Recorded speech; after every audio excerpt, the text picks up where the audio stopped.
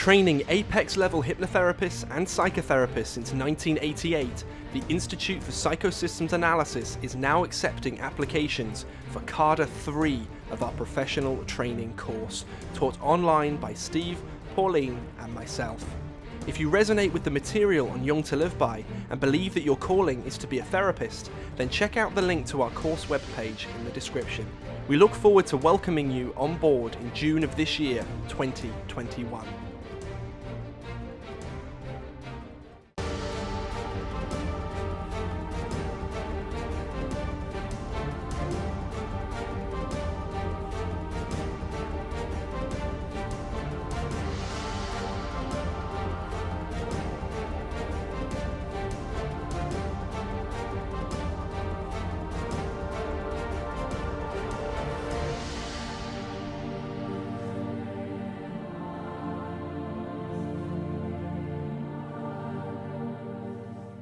Right, and this question comes from Alex Brandt, and he says, I've seen a lot of talk about the anima, but not a lot about the persona. I'm wondering if it's useful to conceptualize the anima as in some way being haunted by the persona, or to be more clear, we intentionally play a character a lot of the time, whether that's for a business relationship, fulfilling a social role, or just being polite. But this seems antithetical to the relating function in some ways, especially if you don't enjoy the persona, which may be necessary for you to play. I'm wondering if this could function like burnout, even if you're not burned out physically. If you walk around all day playing the character of professional business person, and when you get home you're not tired but can't seem to engage with anything, so you just sit around bored for a while, stuck in your head. Does this resonate with anybody? Yeah, thank you, Alex. This is probably a very, very common issue. You have the technical terminology to express it, the conceptual terminology to express it. Most people out in the world don't. They don't know what the anima is, they don't know what the persona is, they just engage with life and have exposure to all the problems that brings. So there's the conceptual model, and then there's what really happens in order to relate it and to what extent. Because the concepts we use are very, very important because they reflect our understanding, at least consciously, of what's going on. So let's have a look at those. I'll start with the persona. Jung was an introvert, and as such his energy, his libido was inverted in the main. And that was very convenient for him because most of his extroversion was dealt with by other people. And his environmental needs after he got married were met by the environment. His wife's family provided the home within which he lived for at least 50 years, and within which he and his wife produced their children after he left the Bergholzli. So his extroversion was dealt with by other people's efforts, and he could afford to withdraw himself inside. And he was very conscious of what went wrong when your persona failed, which is why he constructed the concept of it. And that goes back to his medical training. And even earlier than that, to when he was a child, when he realised that if he didn't have a job and if he didn't have status, in other words, he had no persona, there would be no future for him. And for a while at least, that shocked him out of his introversion. And he realised he'd have to live in the real world. So he realised he would therefore have to develop a persona in order to relate to others, and eventually ended up in medicine with the persona Medici. That was challenged when, and very significantly so, when he tried to employ hypnosis in front of some medical students. He was doing a demonstration, and he induced a hypnotic trance in a woman very quickly, very easily, and then was unable to terminate the trance and bring her back to normal consciousness, and he lost status as a result with the students. And his reaction was to preserve his persona and reject hypnosis.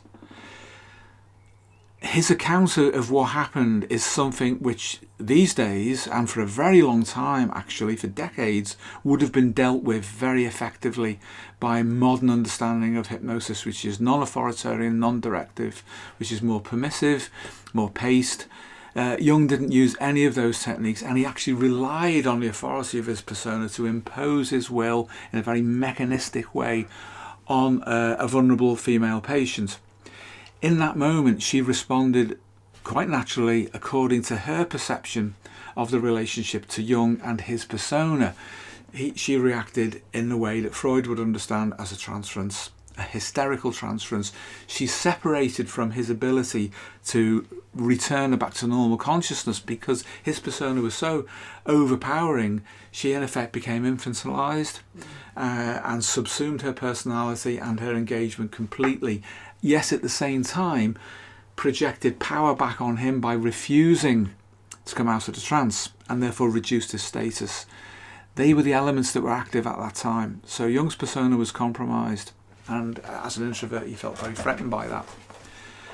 So we have to remember that the concept of the persona was created by an introvert, by Carl Jung, who experienced the persona as being something which was absolutely necessary to prevent him from disappearing inside himself as a child.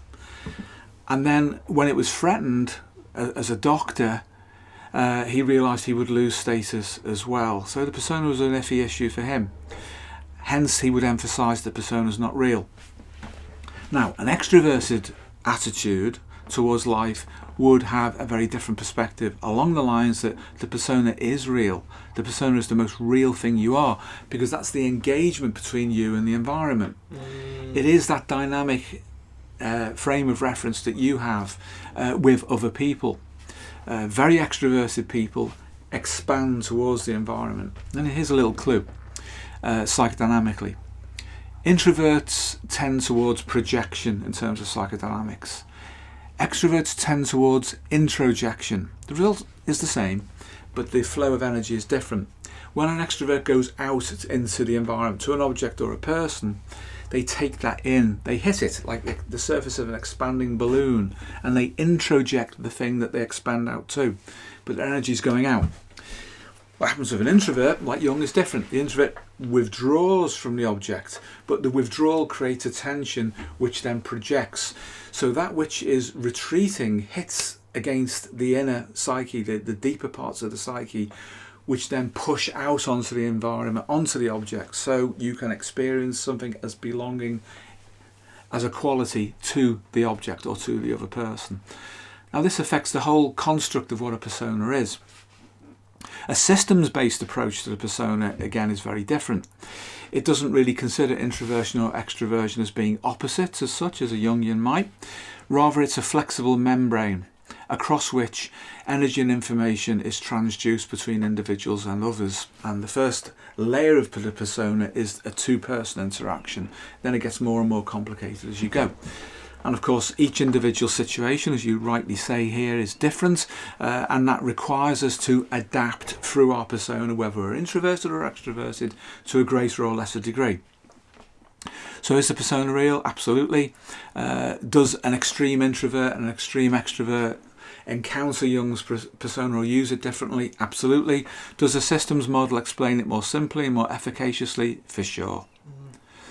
And that's where we come down to the relating function then, as you mentioned the term from, say, a psychosystems analysis approach. Then the relating function is that through which you relate to things both internally and externally. That would mean that the external aspect is mediated through your persona, which itself is malleable. It can change and it can adjust. Because remember that whereas Jung conceived of the persona as being created by us, if we're introverts, for others, it's clearly not the case in the real world, dare I say it, because other people shape our persona just as much as we do. Yes. It's a dialectic, and that's what you're highlighting by saying that when we're in different situations, we have what we might conceive of as being a different persona. The difference beyond our conscious will and intention in creating a persona is that which is created by others. It's how well do you deal with that? How well do you adapt to that? That is the relating function in terms of it being psychosocial. So the anima then, in this sense, will operate through the persona, and how well you're in connection with your anima and how well you can use it will determine how well your persona is adapted. It's not the other way around. You know, the persona should adapt your relating function if you're going to be healthy. We should not adapt the anima to your persona. That's completely fake. So think of it in that way. The persona is a membrane which is conditioned on one side by our experiences psychosocially, and on the inside in a layered sense, firstly by our conscious reflexivity, and then by our true nature, our instincts, and those things that power through from our genome. And we find ourselves on that membrane, and we generate to some extent a persona, or we are generated by our encounter with the environment, and then the resultant effect of that dialectic, is the persona dynamically as it is at any one time, and that should be mediated through a conscious relationship to your relating function or your anima. That way you'll be properly adapted. So I would suggest that you think of it in those terms. If you're looking to take your study of depth psychology and personal development to the next level using Steve and Pauline's 40-year-long clinical experience as your personal guide, then make sure you check out Jung To Live By's flagship offering, Discover Your Personal Myth Ultimate Handbook. For anyone who has a calling deep in their very genome to become who they truly feel they should be, this guide is utterly indispensable. Pick up your copy today and make 2021 the year you truly begin to become yourself.